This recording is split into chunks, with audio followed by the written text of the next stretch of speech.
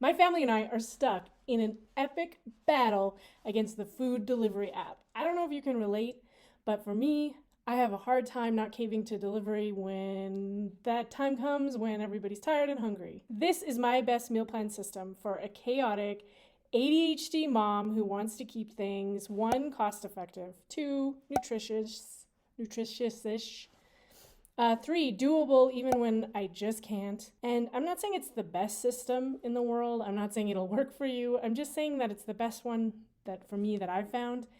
And every time I used to Google a meal plan, it would always come up with a super complicated, Pinterest-worthy plan that would end up failing on me. So this is my stupid, simple thing that helps. My number one tip for avoiding food waste involves my smart speaker, but I'm saving that for last. Nothing here is that unique or amazing, but it's very basic.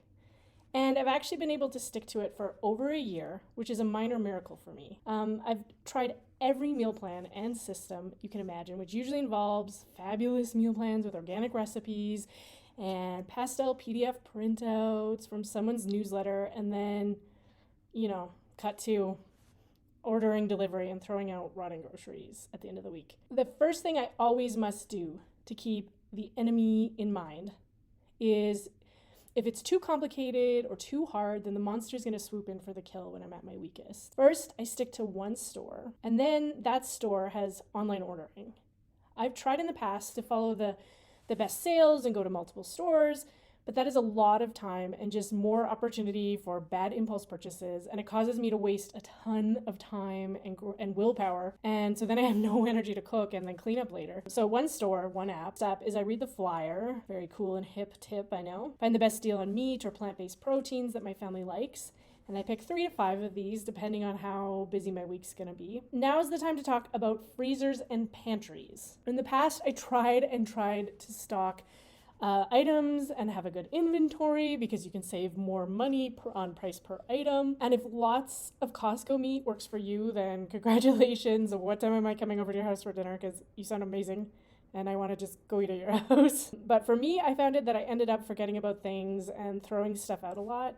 And also just getting so overwhelmed by the variety in my pantry and my freezer that I would just order the food. Now, step 2 was to find the best sale produce. Backbone for me is frozen fruit and vegetables. They're healthier and they don't die when I forget about them. Step 3.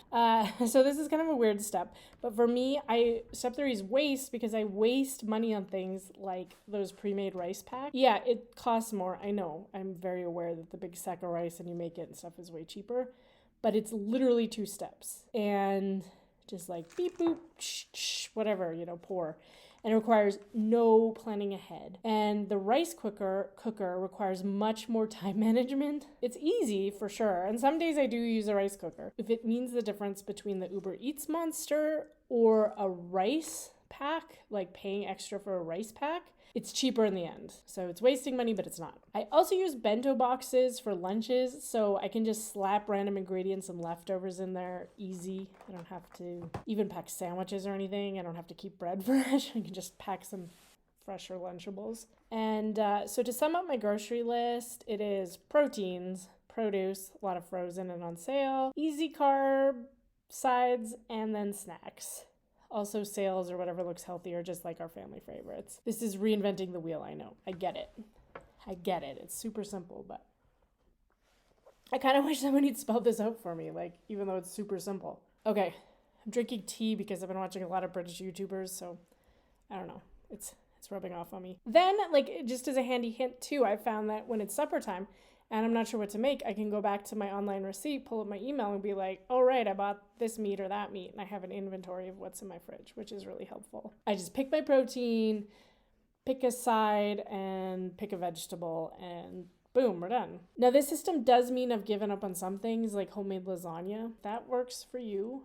again, that's great. But I found that the downside of said lasagna, and for me, was that I just didn't feel like making it when it was time, or I did end up making it, and then all those dishes and cleanup sat there forever because I spent so much time cooking it, or I got sick of lasagna and ended up throwing out the leftovers or the frozen version later. Again, maybe if you don't have ADHD, maybe if you're on top of it, maybe it's easy, but I'm just saying what works for me. So this is my good enough system. It prioritizes time and reduces decision fatigue. It's maybe so obvious that it doesn't even need a video to explain it. This took me so much work and research and a lot of failure and experimentation to get to this point, so I just wanted to share it with you in case somebody needs it. When fighting the delivery monster, one must plan to deal with the chaos of future self. Oh, and my number one tip to prevent food waste: when I get my meat and produce that's set to expire, I tell Alexa to remind me on August 10th at 8 a.m. about the sausage or whatever meat it is. Okay, I'll remind you August 10th. That scared me. That way I know it's coming up and I hear the reminder at breakfast. So I know that sausage is on the menu today and I gotta make it today or tomorrow or it's gonna go bad. Let me know if this symbol is just too simple and obvious to even be a system. Maybe I'm just explaining how to tie shoes. Do you have any even better monster fighting tips? Please share. And thanks for watching. Subscribe if you want to or not. Anyway, I'm gonna go drink some more tea. Thanks.